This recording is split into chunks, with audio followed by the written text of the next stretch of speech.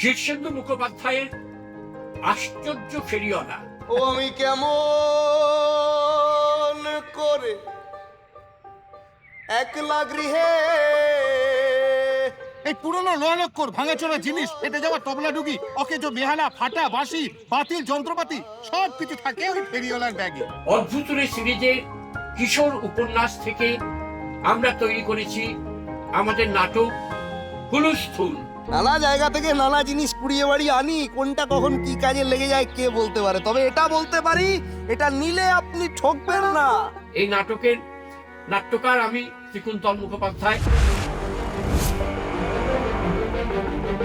সমাজ হলো মানুষে মানুষের সম্পর্ক, আর এই মানুষে মানুষের সম্পর্কের মধ্যে যেমন থাকে সরলতা, তেমনই থাকে জটিলতা।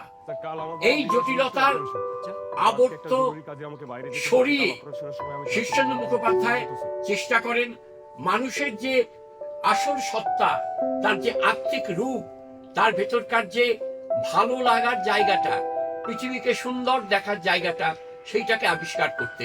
আনন্দ বাজারে চলে যাও। এই নাটকে যেমন দেখানো হয়েছে একজন ফেরিওয়ালাকে, যে সময়ের পেরিয়ে আমরা মনে করি যে এই একটা সময় সেই সময় ভেদে একটা জায়গা থেকে আসে, প্রায় একটা পরাবাস্তব জগৎ থেকে আসে, এসে সে ভাঙা জিনিসপত্র বিক্রি করে। কিন্তু সেগুলো ভাঙা নয়, সেগুলো এক একটা বৈজ্ঞানিক আবিষ্কারের একটা নিদর্শন। বাজারে এখানেও এই আশ্চর্য ফেরিওয়ালা সে এসে এই মানুষের মধ্যে যে আপাত হিংস্রতা, আপাত লোভ, আপাত দেশ, সেগুলো দূর করে দিয়ে এক সুন্দর নির্মল পৃথিবীর সন্ধান দেয়।